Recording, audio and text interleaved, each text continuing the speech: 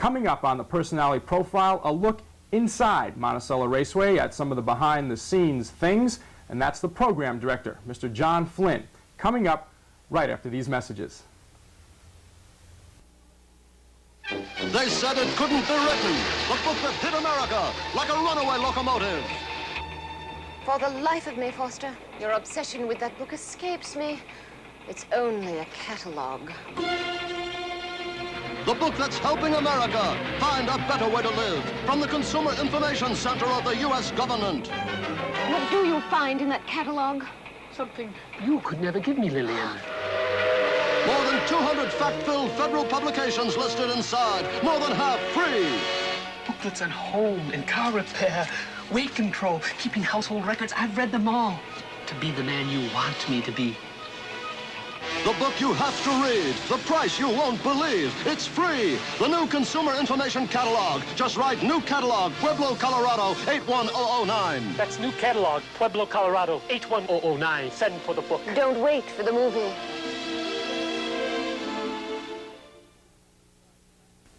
It's now my pleasure on the Inside Track to take you behind the scenes at Monticello Raceway. Now, one of the aims of the Inside Track, as I mentioned before, was to be educational and informative. And my guest is not a driver, he is not a trainer, but he has been with Monticello Raceway for 8 years, and he is Mr. John Flynn. And he is the man who puts together this. And this is the Monticello Raceway program. As you can see, it has our bet and cash new mutual system on the front cover, and John is the man that puts that program together. John, welcome to the Inside Track. You can smile now. Nice to be here, Gary. And I must say that John is trying to outdo Mr. Jerry Glantz in the best dressed guest category, wearing his exquisite three-piece suit. Very well dressed today. Thank you. This is your baby, the program. What goes into preparing a program for a racetrack? Well, 3 days before a race date, Monday, we receive a draw for Thursday night. Now, when you say a draw, just a draw, meaning the draw of the horses? The draw of the horses. Okay. From the race secretary's office. We then send that draw to the print shop, who puts together a proof for us. They send it up the day before the race. Like Wednesday, we receive Thursday's proof. Our secretaries in the office proof it against the eligibility papers, and any changes that have to be made, driver changes, any changes or errors in the proof itself are made, sent back to the print shop, and then the day of the race, we receive the program in the morning. Now, one of the things that I was curious about, switching to, we have Sunday's program here, race number 4. Now, let's take the first horse, Alley Go, driven by Peter Parolari, and we'll be looking at that race later on. Do you receive all the statistics on the horse in the mail beforehand? How do you go about receiving those statistics? Everything is basically the same, except for maybe minor changes that have to be made, but everything is basically the same as the program itself. And that is sent to you 3 days beforehand? No, the day before. The day before. Race, right. So, in other words, you will start working on Saturday's program on Wednesday? Right. So you give yourself a 3-day leeway? Right. Okay. Now, one of the other things that you do on the extreme left side of the program, when anybody has a program they will be able to see for themselves, is the morning line. Now, you are the person that puts together the morning line, correct? Yes, sir. Okay. Now, what we're going to do for the fans is we're going to take a look first at the 4th race from the Most Happy Fella Series. That was race number 4 from Sunday, May 3rd, which was the Most Happy Fella Series. We're going to examine it first from the program aspect, then we're going to take a look at the race itself, and then we're going to go back and examine the race. Now, this race, how did you establish the morning line for this race? Well, when I look at a race, I look at all 8 horses. The horse that stood out in this race was Stan Bergstein. Not the broadcaster, the horse. The horse. The name itself, people... it's funny, but people bet a name. Stan Bergstein, a well-known man in our profession. The breeding on the horse, people look at breeding a lot. A Nero out of a high ideal mare. He's been racing in New York very well. He shows a mile of 2:1 and 4. And he's certainly got the speed to beat any one of these horses. So I make him the favorite. He looks to go off the favorite. Hard to make a second choice in the race. I made 3 9-2s. The top of the one horse, Alago, shows some decent miles at Freehold. Horses improve coming from Freehold. They improve on Monticello Raceway. Haughty Knight, horse from New Zealand. Get bet heavily. This horse shows some very, very good miles at mile and 11/16, mile and a half. He shows really good times. At the bottom of the program, the 8-hole, Marshall Tucker, hasn't raced this year. Shows a 58 4 mile at Syracuse last fall. Shows a fairly decent qualifying time at Yonkers Raceway, so he will get bet. After that, also Rans. When you establish the morning line, do you already have the post positions of the horses? Certainly. Because wouldn't it make sense that that has a lot to do with how a horse is going to fare in a race? Oh, sure, sure. Inside horses will get bet just for having the inside post. So before the race, you figured Stan Bergstein to be the favorite with Aligo and Haughty Knight second and third choices. Yes. Okay, so that's what we had before the race. John Flynn, the morning line man, the program director, had selected Stan Bergstein as the favorite, Aligo and Haughty Knight second and third, and you just heard the reasons why.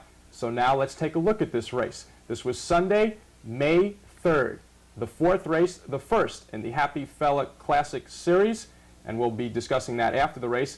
So let's let you now take a look at the race and see exactly what happened. Let's now go to the call of that race with track announcer Jerry Glantz. Pacing, Stan Bergstein goes for the lead. Ricky's Gemini outside. Aligo at the rail. The far outside, Marshall Tucker. Going into the first turn, Stan Bergstein and Aligo battle for the lead. Ricky's Gem 3 wide third. Marshall Tucker drops in at the wood fourth. Haughty Knight racing fifth. Avon Renegade sixth. Then comes Keystone Talon seventh. A gap of 3 lengths to Avon Bantry. They head to the quarter pole. Ricky's Gem by a length and a half. Aligo second. They're by the quarter in 29 2. Paddock turned the first time. Aligo up in the outside to regain the lead. Ricky's Gem back to second. Stan Bergstein racing third. A gap of a length and a half. Marshall Tucker fourth. A length and a half back. Haughty Knight fifth. Avon Renegade sixth. Keystone Talon seventh. Avon Bantry can see them all. Coming by the stands the first time. Aligo and Pete Parolari by a little more than a length over Ricky's Gem. Stan Bergstein races third as they go by the half in 1 minute and 1/5. Moving over to the clubhouse turn, Aligo with the lead. Ricky's Gem right there second. Stan Bergstein racing third. Marshall Tucker is fourth. On the outside, Avon Renegade fifth. Off stride is Keystone Talon. Off the turn and down the backstretch the final time. Aligo, Ricky's Gem off stride. Aligo by 5. Stan Bergstein second. Marshall Tucker comes on third. Ricky's Gem hits the pace fourth. 3 quarters, 1:29 4. The third quarter, 29 3. They swing around the paddock turn. Aligo under a drive. Stan Bergstein picking him up in the outside. A gap of 2.5. Marshall Tucker third. They've got 1/8 of a mile to pace. Now they turn for home. Aligo has the lead. Stan Bergstein down the middle of the track. Marshall Tucker on the outside. That's Aligo holding on to the lead. Stan Bergstein once again on the outside. Aligo in front. Now in this race, the pre-race favorite, which was Stan Bergstein, came in second. Aligo, that you had made a second choice, came in first. What happened in the race that you didn't think would happen? Stan Bergstein showed the better of the speed between the two, but Stan Bergstein got backed up behind a breaking horse and then had to get out and go after Aligo. So Aligo got his own way once reaching the top. It was a toss-up between the two. Aligo ran a fantastic race. But this race did, from a handicapping standpoint, did go pretty much to form. Stan Bergstein went off at 4-5, Aligo at 7-2. And Haughty Knight, who finished fourth, was 9-2, Marshall Tucker 7-1. After that, they were all 50-1, 35-1. So it went off basically the way I predicted. How would you rate yourself as a handicapper? You do 10 races a night, 10 races a night for 180 nights. You've been doing it for 8 years. Many thousands of races you have handicapped, Mr. Flynn. How would one rate oneself? Fair to middling. Fair to middling. What kind of percentage do you look for? if you can pick winning favorites around 36, 37%, and in the money around 66 to 70% is fair. Is there a better time of the season for you? Is it easier for you in the beginning of the season, the end of the season, the middle of the season? Very hard when we first start because horses are coming from all different tracks: New Zealand, Freehold, Yonkers, Saratoga. Hard to get a pattern until they've raced here 2 or 3 times. You have a very interesting background. I want to touch on it briefly. How does one become a program director at a raceway? Kind of funny because I had just gotten out of the Marine Corps and didn't know exactly what I wanted to do. I have a father that works at the racetrack. He's been there for 23 years.